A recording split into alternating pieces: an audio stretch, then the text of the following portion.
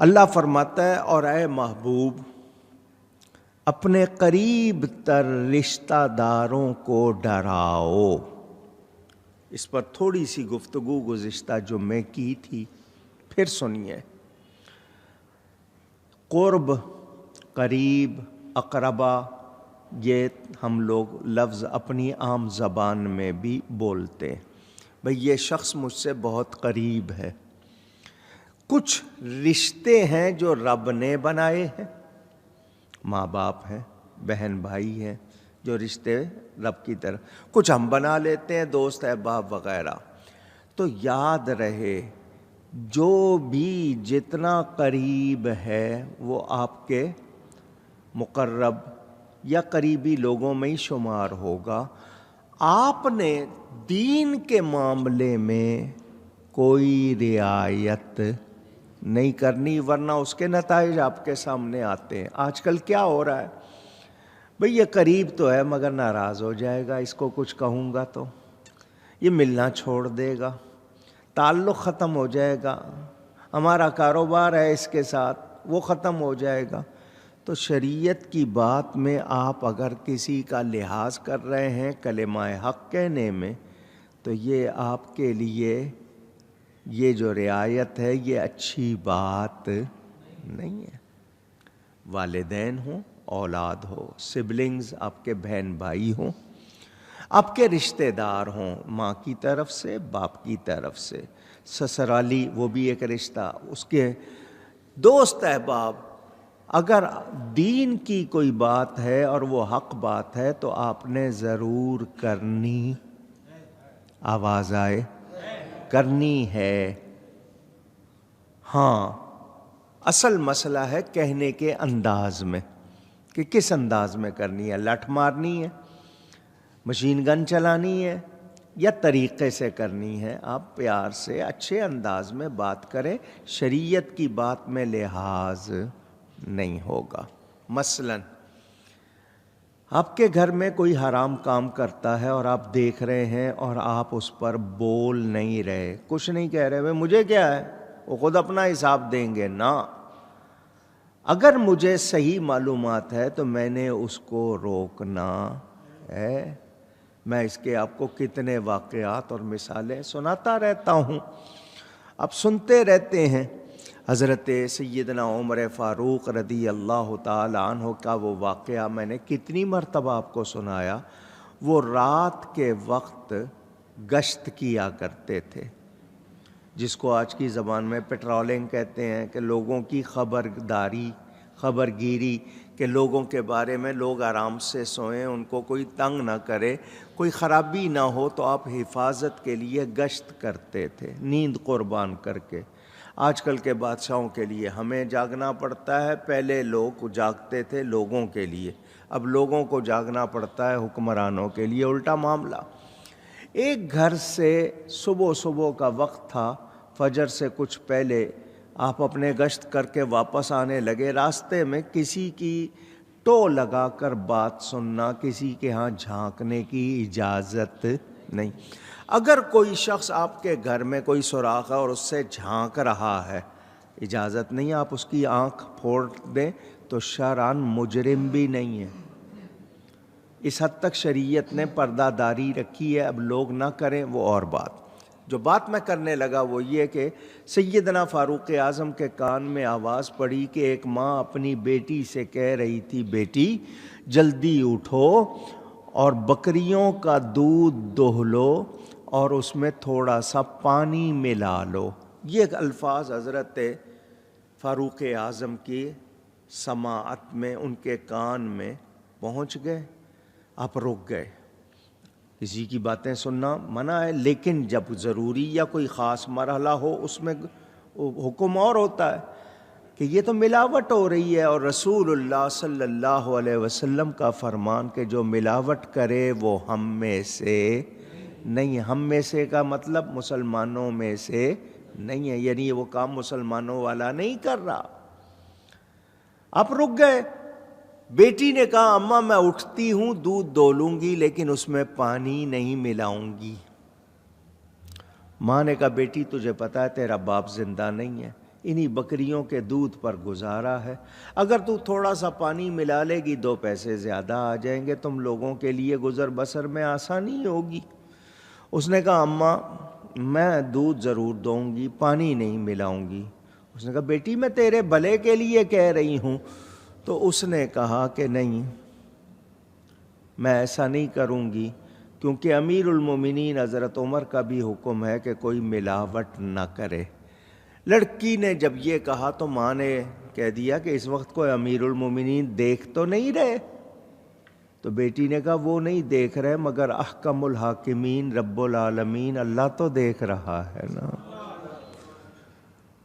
ماں نے فوراً کہا بیٹی تیرا شکریہ، ماں بیٹی کی بات ہو رہی ہے، تیرا شکریہ، تمہاری محبت میں میں زیادہ کہہ گئی تھی، تم ضرور دودھ دوہو اور اس میں پانی نہ ملاؤ، رازق اللہ ہی ہے وہی برکت دے گا، تو تم پانی نہ ملاؤ۔ تیرا شکریہ کہ تو نے مجھے آگاہ کر دیا، سچی بات بتا دی اور مجھے غلطی سے گناہ سے روک دیا۔ حضرت عمر یہ بیان سن کر تشریف لے گئے، فجر کے بعد اپنی اولاد کو جمع کیا، بات سنائی، فرمایا میں اس لڑکی کو اپنی بہو بنانا چاہتا ہوں جو اللہ سے اتنا ڈرنے والی ہے۔ بیٹوں نے کہا ہم حاضر ہیں، جس کو بھی کہیں، تو آپ نے اس کو اپنی بہو بنایا، اور اس کی اولاد میں امت کو علماء ملے، کون کون ہستیاں ملی، تاریخ موجود۔ تو بتانا کیا ہے کہ وہ ماں بیٹی تھی، لیکن بیٹی نے ماں کو بتائی حق بات یا نہیں بتائی؟ آج میں کہوں کہ نہیں جی میرے بڑے ہیں میں کچھ کہوں گا، تو ہم نے ادب سے بات کرنی ہے، شریعت کی بات کرنی ہے، بدتمیزی نہیں کرنی، کوئی بے ادبی گستاخی نہیں کرنی، شریعت کی بات بتانی ہے کہ شریعت کا یہ حکم ہے، اور وہ بتانا ضروری۔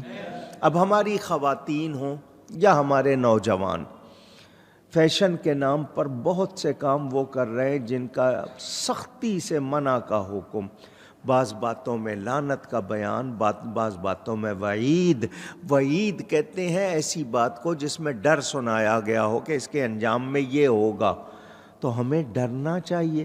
ہم آگے کسی کو کہیں تو وہ آگے سے کہہ دے رکھو اپنی حدیث اپنے پاس، رکھو اپنی آیتیں اپنے پاس، تو اس طرح کہنے سے تو کفر تک بات چلی جائے گی، اور یہ عام ہوتا ہے۔ نہیں جی اپنے آپ کو دیکھو، چلے ہیں نصیحت کرنے، تو ہم اس طرح کے جملے کہہ دیتے ہیں، تو کسی نے اگر رہنمائی کی ہے تو اس کا تو شکریہ ادا کرنا چاہیے۔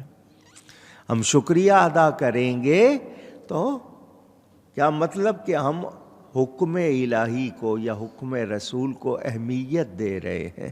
تو یاد رہے کہ قریب ہے۔ اسی طرح بہت سے لوگ کاروبار والوں سے مولانا صاحب ان کو سچ بات بتائیں گے وہ ناراض ہو جائیں گے، کاروبار رک جائے گا۔ میرے سامنے تو لوگ یہاں تک کہتے ہیں مولانا اگر ہم حق سچ کی بات کریں تو کاروبار نہیں چلتا، یہاں تک لوگ کہتے ہیں۔ تو اس کا مطلب کیا ہے کہ انہیں اللہ پر یقین نہیں ہے۔ رب نے رزق کا وعدہ کیا ہے، وہ پہنچے گا، کوئی روک سکتا نہیں۔ ہماری کوئی غلطی خامی ہو جائے، اس میں ہمارے لیے مشکلات آ جائیں، وہ ہمارا اپنا عمل ہے، لیکن جو رزق رب نے مقدر کر دیا ہے وہ ہمیں پہنچنا ہی ہے۔ ہم اس کو جائز طریقے سے حاصل کریں، ناجائز سے، یہ ہمارا عمل ہوگا۔ جو لکھا ہوا ہے وہ ہمیں ملنا ہے۔ انعام کی بات نہیں کر رہا، انعام لکھا نہیں جاتا، انعام ویسے دیا جاتا ہے۔ مثلا جمعہ پڑھنے آئے، آپ جلدی آئے اور آپ نے صحیح طریقے سے جمعہ ادا کیا، آپ کو جو انعام ملے گا وہ لکھا ہوا نہیں ہے، وہ اس کے علاوہ انعام تو انعام ہوتا ہے، کتنی باتوں پر اور نیکیوں پر انعام کے طور پر ملتا ہے۔ تو یاد رہے کہ رب کا وعدہ ہے، مگر ہم کہیں کہ نہیں جی ہم سچ بولیں گے تو رک جائے گا، تو اس کا مطلب یہ کہ ہم نے رب پر یقین نہیں کیا۔ ہم نے لوگوں کی خوشیاں، آج سچ بتانا، سسرال والے ہیں جی بیٹی کا مسئلہ ہے جی مولانا آپ نہیں سمجھتے، ٹھیک ہے، اسی حساب سے پھر مشکلات اور دوسری پریشانیوں کا آپ کو سامنا ہوگا، اس وقت پھر آپ کیا کریں گے؟ تو سچ بولنا، حقیقت اور صحیح بات سے دوسرے کو آگاہ کرنا، بلغوا ولو انی آیا، حدیث شریف ہے، پہنچاؤ میری طرف سے، بھلے وہ ایک آیت ہو، ایک بات ہو، تو سچا معلوم ہو۔ وہ تبلیغ نہ کرے جس کو پتہ نہیں ہے، جو جانتا نہیں ہے، کیونکہ یہ بہت اہم بات ہے، آپ کو پوری طرح معلوم ہے، بتائیں۔ اگر آپ کے سامنے کوئی جھوٹ بول رہا ہے تو آپ اسے کہیں جھوٹ تو نہیں بولنا چاہیے، مسلمان جھوٹا نہیں ہوتا، جھوٹ اللہ کو پسند نہیں ہے، اللہ نے جھوٹوں پہ لعنت کی ہے، تو سمجھائیں تاکہ وہ جھوٹ سے رکے۔ لیکن ہمارے سامنے بچے جھوٹ بول رہے ہیں، ہم بچوں سے جھوٹ بول رہے ہیں، تو کیا رہ گیا پیچھے؟ تو جتنے رشتہ دار ہیں، جتنے قریب ہیں، دوست احباب ہیں، ان کو ڈرایا جائے گا۔ اور اللہ تعالیٰ اپنے حبیب پاک صلی اللہ علیہ وسلم سے فرما رہا ہے، محبوب اپنے قریبی رشتہ داروں کو ڈراؤ۔ اب ڈرانے کا مطلب کوئی دھمکانا نہیں ہے، ان کو کوئی لاٹھی لے کے پیچھے نہیں پڑ جانا، ان کو نصیحت کرنی ہے، تبلیغ کرنی ہے، عذاب سے اور انجام سے ڈرانا کہ برائی کا، غلطی کا انجام کیا ہوگا۔ تو ہمیں اس پر توجہ رکھنی ہے۔ میرے دوستوں اور بزرگوں، مبلغ، تبلیغ کرنے والا، بات پہنچانے والا، اس کو چاہیے کہ پہلے اپنے گھر والوں کو، اپنے عزیزوں کو تبلیغ کرے، پھر دیگر لوگوں کو۔ ورنہ کوئی آپ کو کہہ دے اپنا گھر دیکھا ہے، اپنوں کو دیکھا ہے، تو آگے سے یہ جواب ملے گا۔ تو پہلے اپنے گھر والوں کو، اپنے قریبی لوگوں کو تبلیغ کی جائے۔ اگر کوئی نہیں مانتا، آپ سمجھا رہے ہیں، پیار سے کہہ رہے ہیں، وہ نہیں مانتا، تو آپ نے اپنا کام چھوڑنا، اونچی نہیں سنتا تو جی میں کیوں کہوں، آپ نے کہتے رہنا ہے، کہتے رہنا ہے۔ قرآن میں ایک آیت ہے، وَقِيلِهِ يَا رَبِّ إِنَّ هَؤُلَاءِ قَوْمٌ لَا يُؤْمِنُونَ۔ حضور صلی اللہ علیہ وسلم نے اللہ کی بارگاہ میں عرض کی، میں ان لوگوں کو کہتا ہوں ایمان لے آؤ، یہ لاتے نہیں۔ اللہ فرماتا ہے، محبوب تیرا ایسا کہنے کی قسم۔ اللہ اس کو بطور قسم فرما رہا ہے کہ محبوب تو نے یہ فرمایا، تیرے ایسا کہنے کی قسم۔ تو ہم نے تبلیغ چھوڑنی نہیں، چھوڑ دیں گے تو ہم خود مجرم ہو جائیں گے۔ ہم نے کہتے رہنا ہے، بات پہنچا رہے ہیں۔ مثلا جمعہ کا دن ہے، لوگوں کو کہا جاتا ہے کہ جب جمعہ کی اذان ہو سارے کام چھوڑ دو، مسجد کے لیے آؤ۔ لوگ جو ہیں نہیں چھوڑتے، تو میں کیا کہنا چھوڑ دوں؟ لوگ ننگے سر آتے ہیں مسجد میں، پتہ نہیں کیوں رواج ہو گیا ہے ننگے سر نماز پڑھنے کا، پہلے نہیں تھا، اب پڑھنے لگ گئے لوگ۔ ان کو سمجھاتا ہوں تو کیا کہنا چھوڑ دوں؟ پوچھ رہا ہوں۔